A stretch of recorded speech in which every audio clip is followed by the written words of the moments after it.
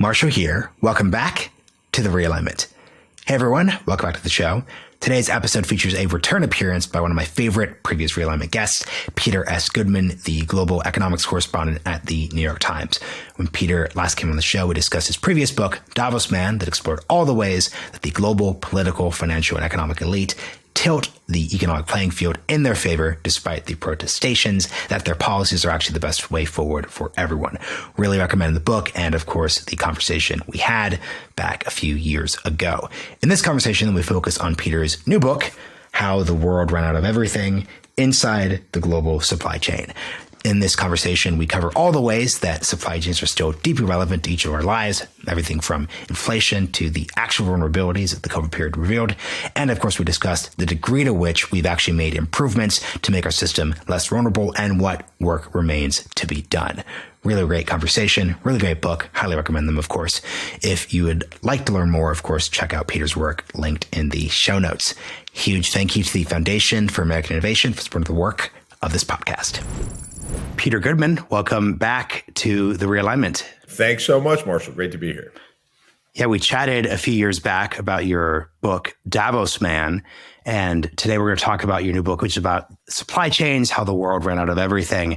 Here's a quick question to start off. Do you think there's a tie between your Davos Man reporting and the story you're telling there and the big supply chain crisis that we've all been stuck in for the past 5 years or so? 100%, and I'm glad you picked up on it. For a time, I was calling it Davos Man by the Sea. Yes. That's both. That is both funny, but just too niche. But there's like 30 people who would chuckle as they purchased the book. Well, congratulations to those 30 people. Hope you enjoy it. So yes, I mean, there is no question that, to understand the supply chain disruptions, we have to understand financialization. We have to understand how shareholder interest trumped all other considerations. So we've built a supply chain, not through some, careful, deliberative process where we balance out social needs, the interests of working people, the interests of all of us who are dependent upon the supply chain to deliver things like, protective gear in the middle of a pandemic against the business interests. No, the business interests have dictated what we've got. It's worked pretty well at many times if you're interested in low prices, but it's very vulnerable. And every time there's a shock, we get shortages. And part of the reason why we get these shortages is because scarcity has been engineered. Back to your point about the nexus with Davos Man, we've got monopoly power throughout the supply chain. And of course, any monopolist is pursuing the ability to raise prices, something that you can do when there's limited competition. That's certainly the case for the shipping industry, which functions as this kind of unregulated international cartel. That's true for the rail industry in the United States. And throughout this distribution system, we've got monopoly power. That's the tie-in. So, and this is why I'm not just cheapening out by reaching back to a previous book of yours. I'd love for you to do two things here. Explain what the Davos Man concept is to those who haven't heard our previous episode or read the book before, and then articulate how you've seen over the past 3 or 4 years Davos Man respond to the supply chain crisis itself, because it's so visual, it's so present, and so clearly felt that I'd say more than most of these uncomfortable truth conversations, you've had to have elite institutions and elite figures acknowledge its existence. So talk about how the crew of folks you've studied, the institutions you've studied, how have they responded to the past 3 years since 2021? Well, they've responded as an enormous opportunity to jack up their prices, to capture greater market share, and to profiteer on the distress of the rest of us. Okay, so you ask about the construct of Davos Man. So Davos Man is this term that I borrowed from the political scientist Samuel Huntington, who coined it back in 2004 to refer to this kind of globe-trotting elite. Operating above all ordinary national jurisdiction that they don't have any real loyalties to any particular country.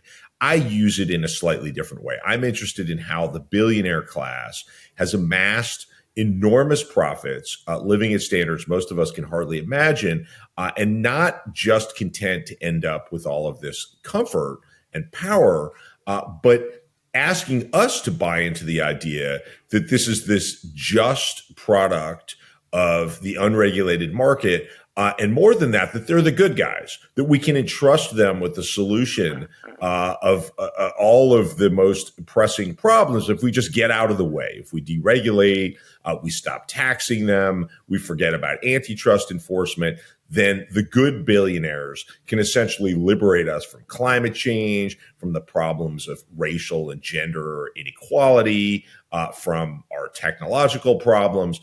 We just sort of outsource all of our troubles to them. And of course, that has not worked out for all sorts of reasons. You could read about it if you want. My previous book, Davos, Man, How the Billionaires Devoured the World. Essentially what's happened is the billionaires have used their money to purchase political power. They've used their political power to make it easier to make more money. And how does this play into what's happened in terms of the supply chain? Well, we've got these giant monopolies. I mean, take the meat industry.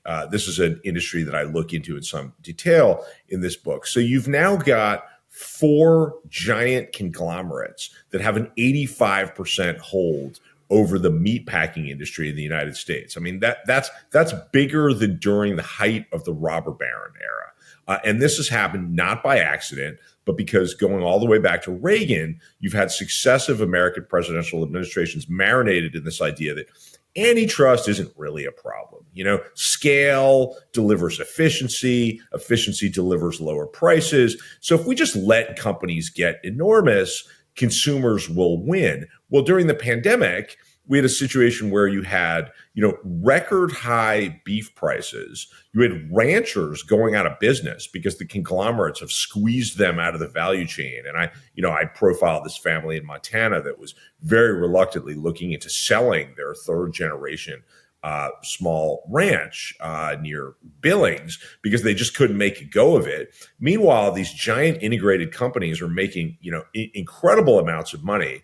And yet consumers often can't even find the products because the distribution channels are so screwed up by the pandemic. And the punchline to every one of these stories in the book, it's not a very funny punchline, is that the companies, whether you're talking about the meat packers or the shipping companies or the rail companies, after their distribution channels are compromised, they always manage to rack up record profits. The worst story, by the way, involving the meat packers is, I tell the story of this woman who's an immigrant from Myanmar, lived in a refugee camp in Thailand for 15 years, ends up working in a slaughterhouse in Greeley, Colorado. This is near Denver, owned by JBS. This is the largest meat packer in the world. It's a Brazilian company run by 2 Brazilian brothers who actually spent time in prison for amassing the credit through fraudulent means that they used to buy up slaughterhouses around the world, including this one in Greeley, Colorado.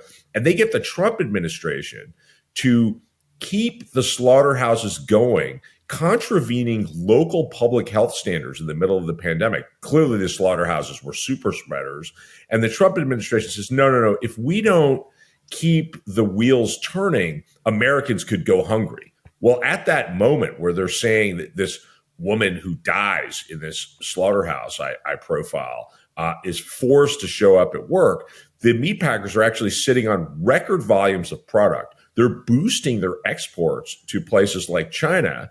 And so essentially, we killed slaughterhouse workers in the name of feeding Americans, back to the point about Davos Man being the good guys, while really what we were doing was protecting the profit margins of these monopoly companies. So here is why this is a particularly interesting time to have this conversation.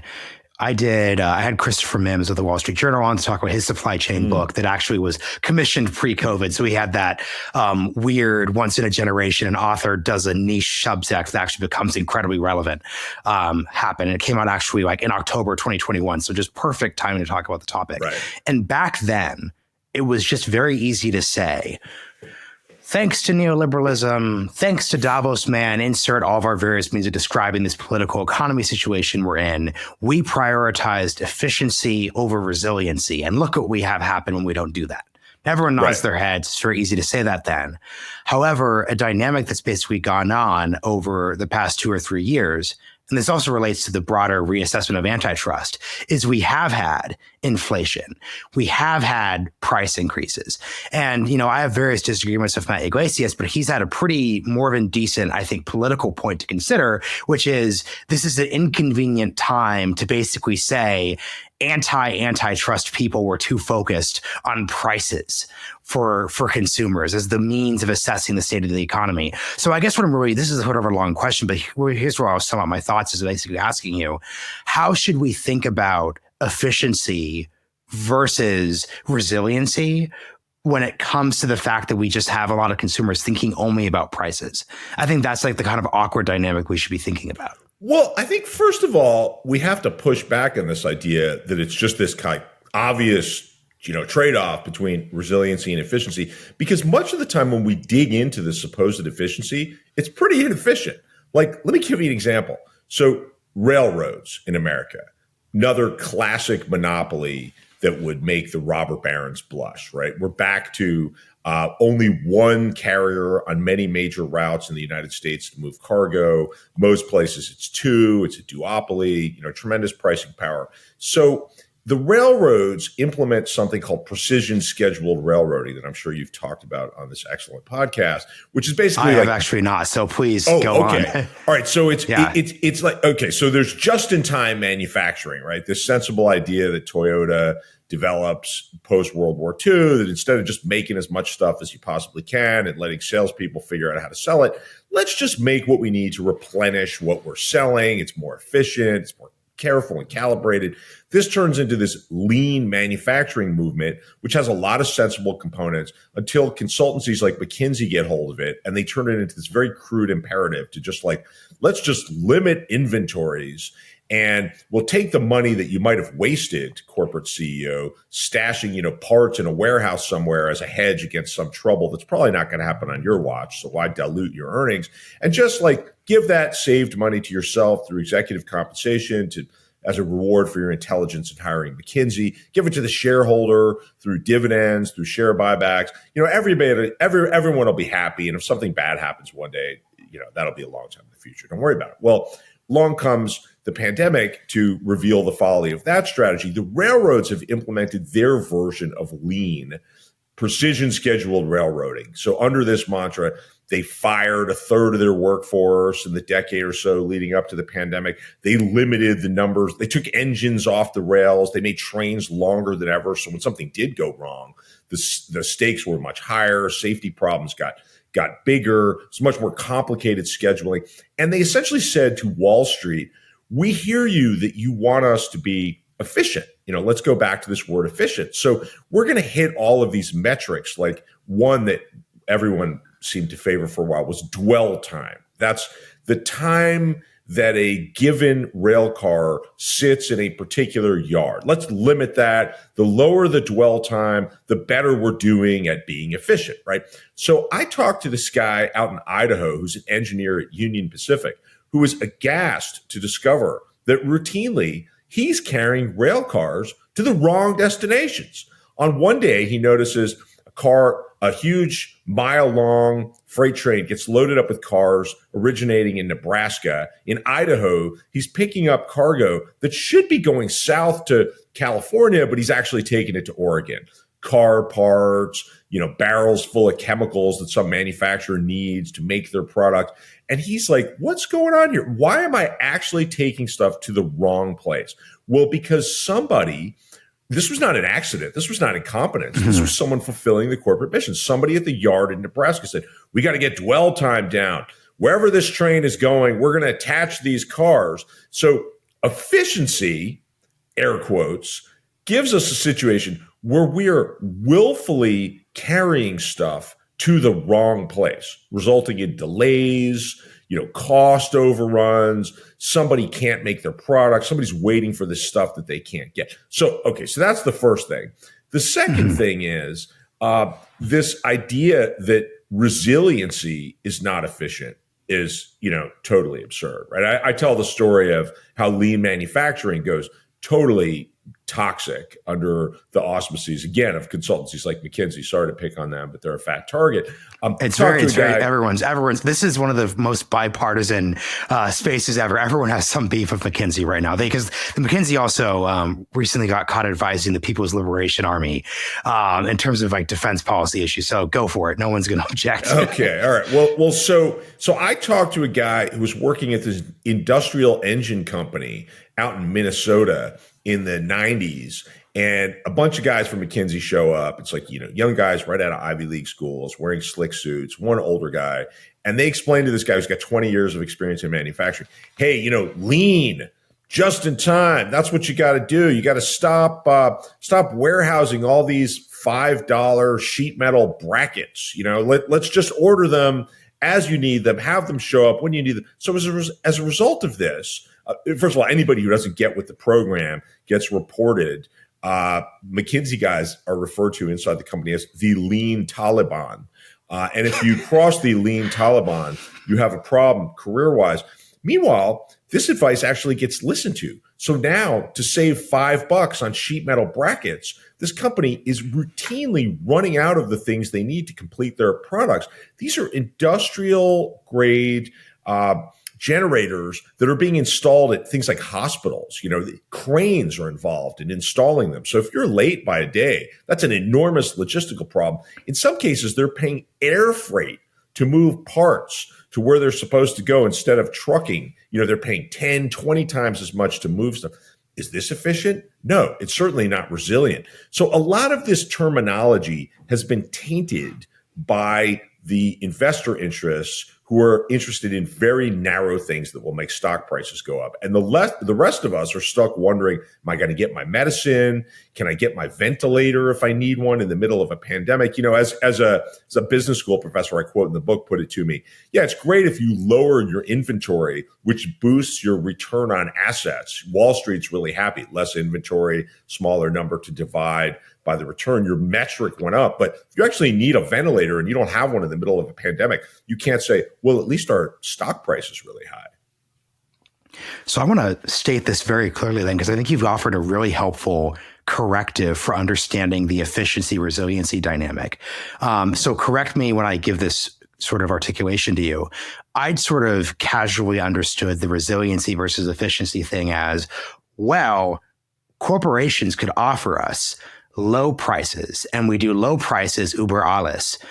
But instead, there's this alternative which says, hey, prices are going to be a bit higher, but in the case of let's say, conflict over Taiwan, let's say a global pandemic, et cetera, et cetera, et cetera, you could pick whichever disaster situation you want to have, we will still be able to the maximum amount possible get what we need to get. But what you're telling me here is that, and this sort of is where the breakdown starts to happen, my sort of oversimplified understanding, like it's an econ textbook of prices versus resiliency, totally misunderstands how this actually operationalizes itself. Because it's not in the case of, let's say, Union Pacific saying, hey, we can get people consumer goods for $5 less per unit. So we're going to kind of cut these corners and we're going to send things out faster. And that's the argument. What you're actually saying is hey, we could actually improve our stock price X, Y, or Z amount, which leads to more shareholder dividends, better, higher corporate compensation, but doesn't really have anything to do with someone needing Walmart to give them cheaper goods. Is that like a good way of articulating the correction you're kind of operating here? Fair. I mean, look, let's be fair. There is a reason why we've concentrated so much factory production in China. It is extraordinarily efficient. It is extraordinarily cheap. Some of those cheap prices come from disregarding environmental standards. Unions are banned. It's an incredible irony, as I relate in the book, that the ultimate joint venture, maybe in the history of capitalism, is the People's Republic of China and Walmart. But, that's not by accident, right? You can indeed get stuff made at decent quality and very cheap prices. And the global shipping industry has generally been pretty cheap and pretty reliable. Problem is that there are shocks, and we always treat these shocks like, well, that wasn't supposed to happen. And yet we know that there are always going to be some shocks. There are going to be natural disasters. There's going to be human error. There are going to be geopolitical shifts. So if you put yourself in a situation where the only way you can get, medical gowns is by relying on Chinese factories. Oh, by the way, at a time when we've decided to engage in a trade war with China, well, that's not very efficient and it's not very resilient. And it turns out that there's so many moving pieces to the calculation of cost that, if you, for instance, want to move the production of a particular part that's going to go into a John Deere tractor made at a factory in southern Texas, you're going to move that part from, say, China to Mexico. This is a place a lot of companies are looking now as they try to get closer to the U.S. market. You know that labor costs are a little higher in Mexico.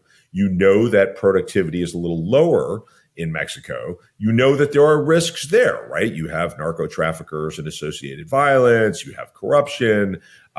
You have less sophisticated shipping links than you do in China. But you also know that you're much closer, and that if anything goes awry, you can get your stuff. The longest it's going to take to get from a factory in Mexico to somewhere in North America is 2 weeks. You got truck and rail options. You're not just dependent upon shipping. You're in the same time zones, more or less. So you can call the factory and say, hey, hold it. We actually came up with a better way, as opposed to dealing with somebody at the end of WeChat in China, potential translation problems. So, there's a lot of different costs and benefits going in lots of different directions. But what we certainly know, so it is fair when people say, if you're going to undo some of this China-centric globalization, you're going to potentially increase the prices of products. That's true. But what's the cost of not being able to make a medical device in the middle of a pandemic because you've run out of computer chips, because you've sole source supplied, a giant factory in Taiwan, an island that happens to be 90 or so miles off the coast of China, which happens to claim that island. What are the full costs? We haven't done the full accounting. We've done a very crude kind of accounting that mostly involves listening to people whose sole agenda is how do I make my share price go up this quarter? And sometimes that's good for the consumer, and sometimes it's really, really bad for the consumer. But we're not having an honest conversation about that. No, and speaking of honest conversations, I really appreciate you kind of being very fair here. Can we then help me construct two different buckets? So bucket one would be, look, there's a pretty reasonable argument. Let's put aside geopolitics for a second. There's a pretty reasonable argument for building mass consumer products in China, in Vietnam, in Mexico, et cetera, et cetera, et cetera, when it comes to efficiency and prices, et cetera. That's when we can have we can have an argument about domestic manufacturing and friendshoring, but at a bare minimum level, this is a good faith argument that one can make and bring to the table. What is the other bucket? What constitutes the other bucket, which is the McKinsey, Taliban, not like bad faith, but I'd say like less in like both like the national interest, but also like in the actual interests of resiliency and the consumer. How would you separate these two buckets from each other? Because I think the big danger here, as I understand this, is you say, hey, globalization is real, everyone nods.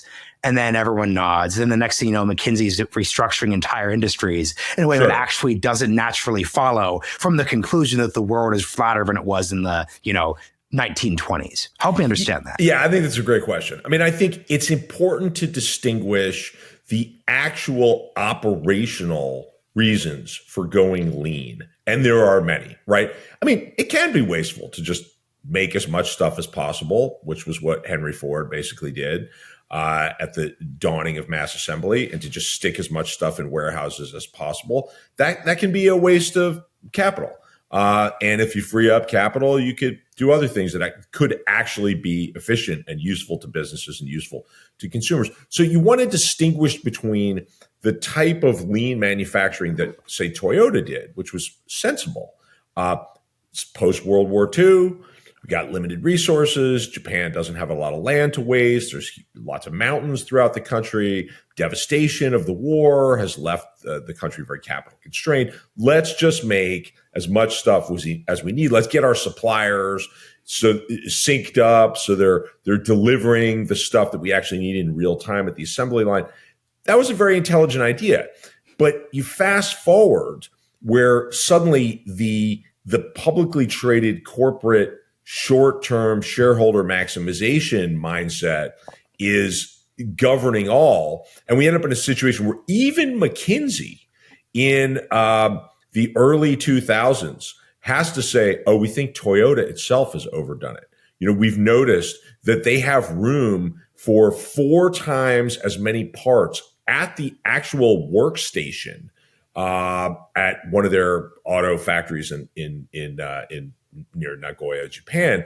And they're actually limiting the numbers of parts they're keeping at the workstation, which is forcing them to replenish more frequently. So that's a waste of, human labor to bring the parts over. It's a waste of fuel to power the forklift or whatever's bringing this thing over. And there's no good reason to go lean other than on some spreadsheet, we have reduced the parts that are sitting there on the line, even though we could keep 4 times as many and we could replenish. So that's just an obvious example, right? Or, back to the rail example. If your incentives lead you to haul stuff to the wrong place because that looks good on the spreadsheet, that's not efficient. Now, if you figured out that setting up a plant, for instance, in Mexico or Central America, if you're serving the U.S. market, means you don't have to order as many goods to stash in your warehouse in Las Vegas or Phoenix or Dallas or wherever to serve the North American market. You actually can go leaner because you know that the time that's required to replenish the stuff that you're selling has been reduced by being closer to your customer. That's a good example of lean. It's not that lean is bad, just in time is bad. It's that when you hand everything over to the investor interest, what you get is something maximized for the investor, and everything else falls by the wayside. And that's the world that we've lived in. Something I'm curious about, it should be pretty clear to folks listening to you articulate this, that the ability to take these economic concepts and then bundle them into narratives is actually really key when it comes to adoption. So lean manufacturing, just-in-time manufacturing, globalization, et cetera, these concepts are very important. All of the concepts we've really been discussing are ones that were very like post-war, very post-World War II, very post-Cold War, very like globalization, very much, you've read The World is Flat by Thomas Friedman and you're kind of building things on top of that, et cetera, et cetera, et cetera. We're clearly at a transition point when it comes to the global economy. What would you say, whether or not you agree with the concepts, how would you articulate what the kind of like conventional wisdom is 2024, 2025? What is the conventional way that a consulting firm or a company who's looking to hire McKinsey would be thinking about their status? Well, that's a great question. I mean, look, the rhetoric has changed. I mean, I tell the story of this guy, Knut Alecki, who's a McKinsey guy in Germany, who played a central role. I mean, he's one of many, but he played a central role in taking lean and taking it to, government, to pharmaceuticals, far beyond warehouses, all about making labor more flexible, which is just a euphemism for making people, deal with no scheduled shifts, and sorry, kids, can't hang out with you tonight. Got to run off to the factory right now because that's where they need me. So he is now somebody who's saying we overdid it. We went too far with just in time. Now we need just in case. That's the new term that you hear. Certainly at the national level, we now hear that from people like Jake Sullivan, National Security Advisor, that supply chains are a matter of national security. We've overdone it with efficiency. The Biden administration tells us we're doing industrial policy.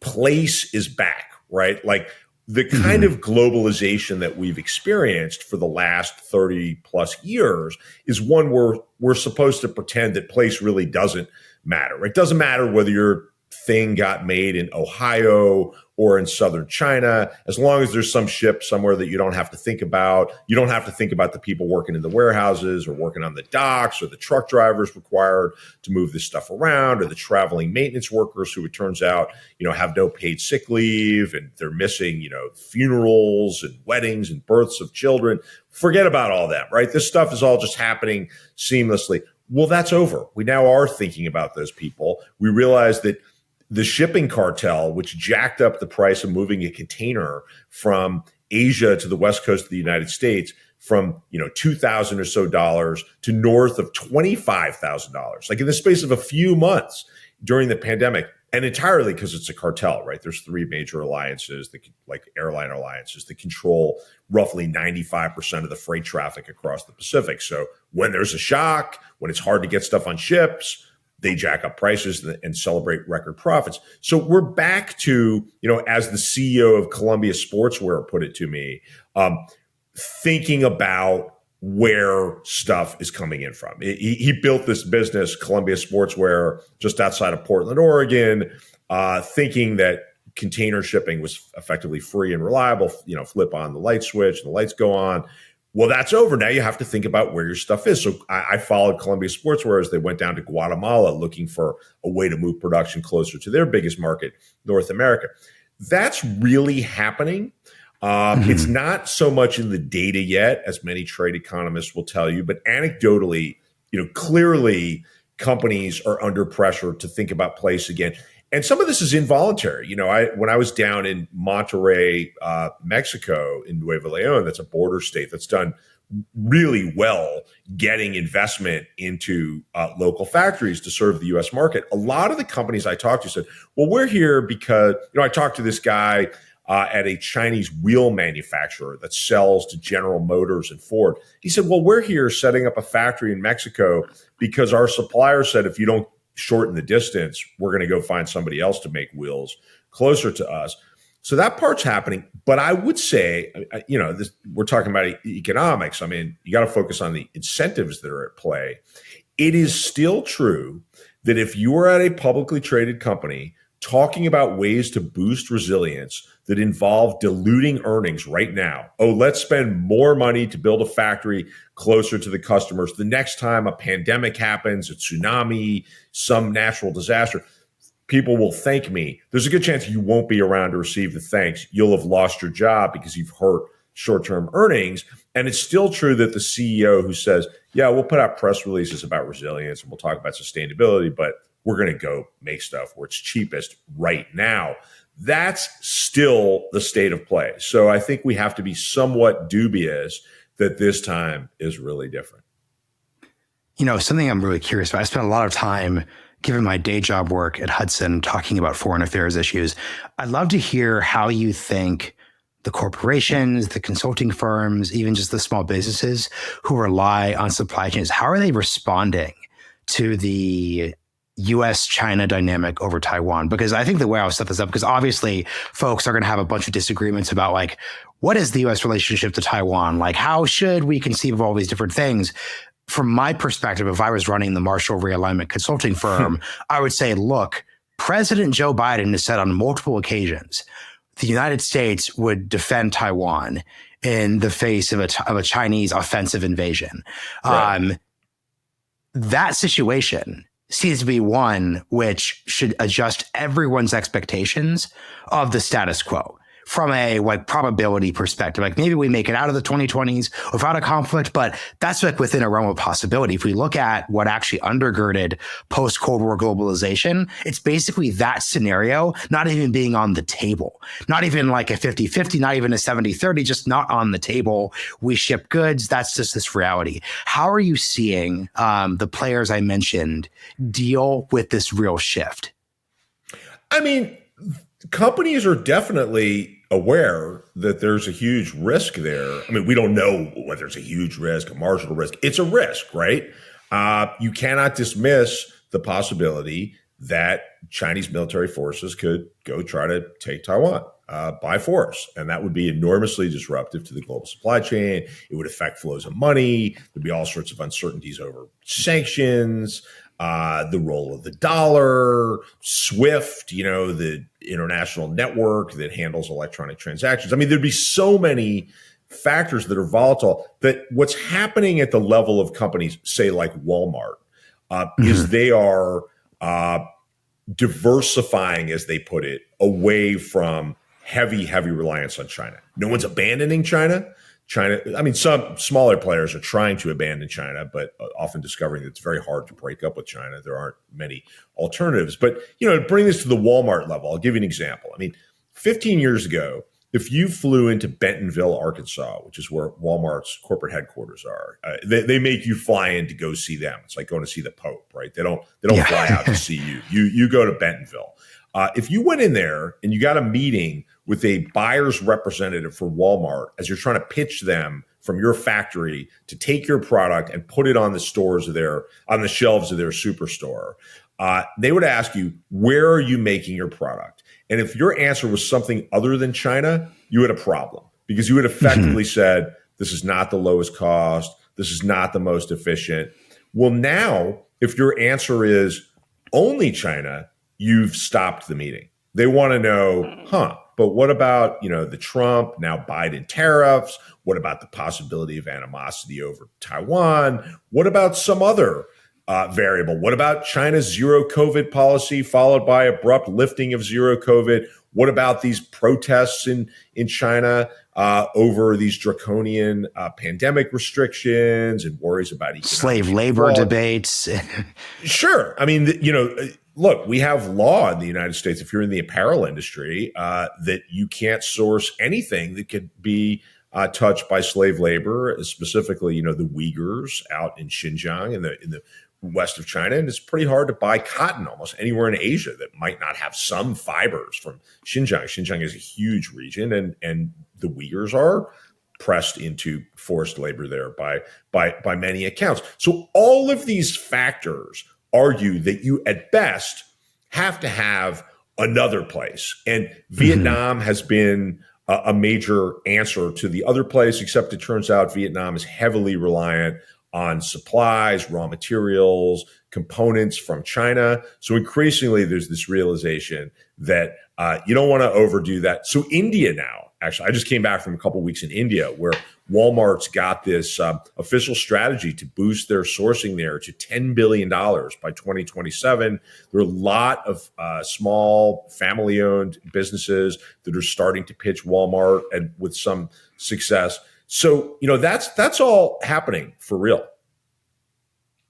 No, and I think this is I'm glad you brought up India, because this lets me shout out my wife. So Olivia has a piece out in American Affairs about, this is me also speaking to the audience, not just you, about the national security implications of medical supply and globalization, all these issues. And what's actually interesting is a lot of folks like to say, to your India example, hey, we'll just start sourcing from India.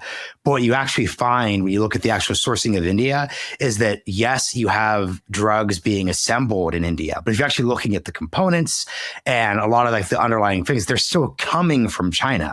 So even though you have this point where I'll link this piece for folks who want to learn more about this, where you could say we're less vulnerable because we're sourcing from India, not China. If you actually look into the actual reality, the Indians are just as dependent on the Chinese. Therefore, there's a geopolitical argument about sourcing from China, and there's a geopolitical argument about having India being your customer rather than China. But if you're actually purely focused on a resiliency perspective, in many of these categories, you're not any more resilient, because if China shuts down, the Indian sources will have the same problem that you'd have. So it's just a really fascinating example of how you can't just say, insert Vietnam, insert India, you've solved it. You have to actually look 5 or 6 levels deeper. So once again, I'll link that piece. Here's something that I want to really Wait, can I just throw one thing at you on that, though? Yeah, please. So, pharma, you're absolutely right? A huge percentage of raw materials, and I'll be interested to see your wife's piece, are coming from China.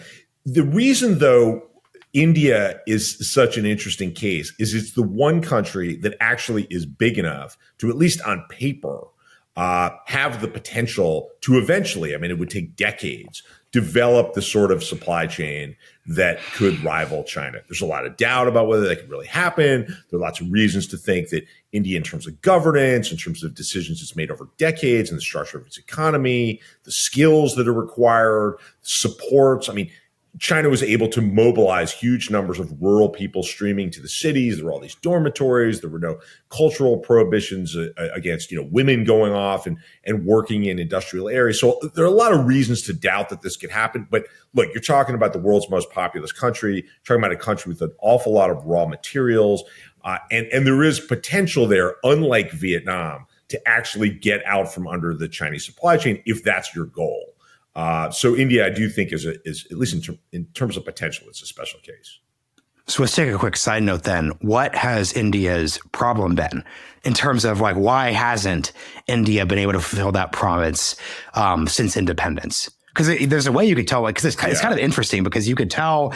So yes, like the most obvious answer would be, well, the Indians had kind of like a weird autarkic socialistic economy during the 40s, 50s, and 60s and 70s, but like, so did the Chinese on steroids. It wasn't really socialistic, though. It was socialistic, like in rhetoric. I don't know. Ashoka Modi's book is really worth reading. India is Broken. I mean, it was really about these kind of white elephant, state-funded trophies. Giant infrastructure, as opposed to the sort of infrastructure that China built that actually did generate the capacity to attract foreign investment and also domestic investment into manufacturing. I mean, so you didn't have roads, highways, ports. I mean, that has happened in recent years. There's a significant build out, although there's some doubts about how well this stuff really connects.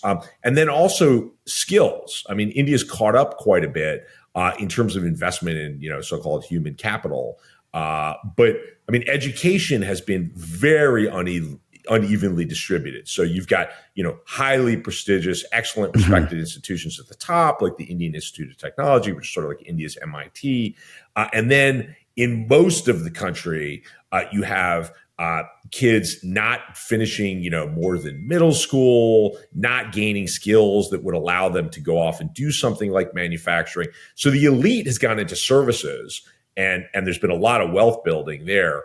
But the manufacturing miracle that you saw in East Asia, which, regardless of what you think about the environmental and the workplace standards, and whether you've got state subsidies that are responsible, I mean, try that yourself. It's not that easy, right? I mean, China gets its due for a highly effective strategy that has lifted hundreds of millions of people out of poverty. India did not do that. And there's been a lot of rhetoric about catching up, but in fact, the share of GDP in India that is manufacturing is lower than when Narendra Modi took power, despite his big emphasis on, I'm pro-business and I'm building infrastructure. I mean, essentially, he's run an economy that's benefited his cronies, like the Adani Group, like Ambani. I mean, these are some of the richest people in Asia. And he's been great about sort of stripping away regulations that, I mean, this is back to the Davos man thesis, right? Essentially, the billionaire class has done really well under Modi. The most highly educated people in services have done really well. And then you've got roughly 500 million people who have no shot at any kind of employment, who are just stagnating and dependent upon cash transfers just to keep food on the table. That's a lot that has to change. So for these last few questions, I'd love for you just to kind of talk about the start of the book, where you kind of offer up and this is definitely the most, because I want to make this conversation very tangible for people. Sure. The most obvious example of a supply chain crisis crunch would be the Port of LA, 2021, a few months before Christmas. Can you just give people like a articulation of like what happened there? Then I'll kind of ask you, to what degree have we improved upon the structural flaws that led that to happen since then? Sure. So I think people probably remember that in the worst of it, we had 50, 60, 70 giant container vessels just floating for days, weeks, months, sometimes off the twin ports of Los Angeles and Long Beach. This is the gateway to 40% of the imports reaching the United States by container ship. I mean, this couldn't be a more important place. And they were stuck floating there, waiting their turn to load or unload at the docks because the docks were just swamped. You had a whole bunch of things happening at once. Dock workers were sick. Truck drivers were sick, so you couldn't get enough truck drivers to come in and physically pick up the containers and haul them away. The warehouses were short of workers because people were sick there too. But then also there was this massive miscalculation by the people running corporate businesses. I mean, we just assumed, oh, okay, we know how this goes. Pandemic, terrible shock, big spike in unemployment, less spending power. We're just not going to need stuff. So companies slashed their orders for just about everything, including computer chips. The shipping companies just stuck their container vessels, drifting in warm places in the Mediterranean, figuring, well, we're not going to need these because we're going to need less stuff. Well, that turns out to have been wildly wrong. And of course, what happened is people couldn't go to the gym because they're stuck in quarantine. Well, I'll just buy a Peloton that's made somewhere in Asia. My kids are stuck at home dealing with distance learning. I better buy them an iPad to entertain them. We need a new computer so I can work from home in my office. We need, kitchen equipment because we're not going to a restaurant. I'm now cooking 9 meals a day for my cooped up family. And so all of this stuff is manufactured in Asia, China in particular. And suddenly there's a massive need for container shipping capacity. So now the shipping companies are grabbing those vessels as quickly as they can. They're loading them up with goods and they're sending them to the port of LA and Long Beach, among other places. And there's just too many of them all at once. So the containers are getting piled up on the docks, the cranes can't move them fast enough, and the whole system just buckles. At one point, we've got $25 billion worth of goods just stuck there in these container ships turned into floating warehouses. And the estimate worldwide for similar queues floating off ports is $1 trillion of stuff just like stuck. So here's the last question here. I would like to ask you, to what degree would you assess corporate America, the consulting class, and the Biden administration's efforts to sort of repair the structural flaws we've seen here?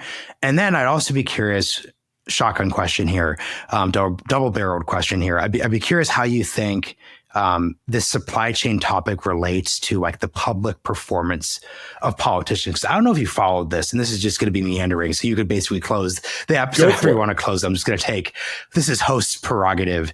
I was really did you follow Ryan Peterson of Flexport during? Yes, I did. So Flexport has a variety of issues as a company. Ryan's had a somewhat controversial leaving and then returning over the Amazon guy. But let's put all that aside.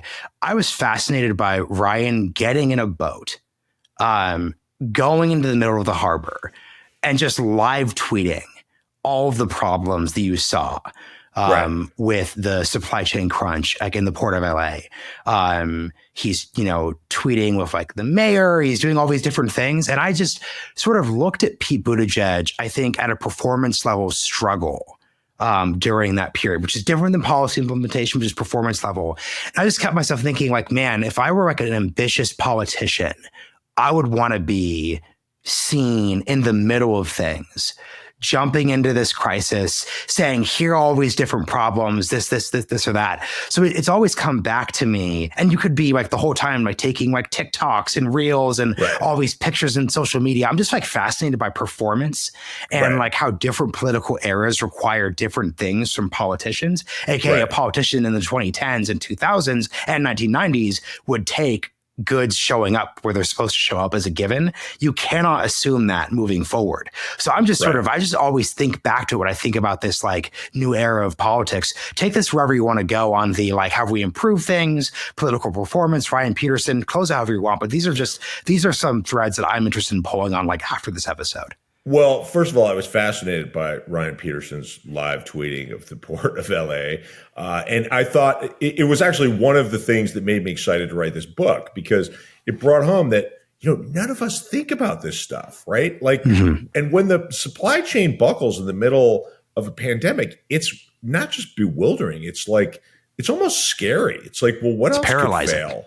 Yeah. I mean, it's like, is my phone not going to work now? Is the electrical supply next? I mean, what else did I just basically take for granted?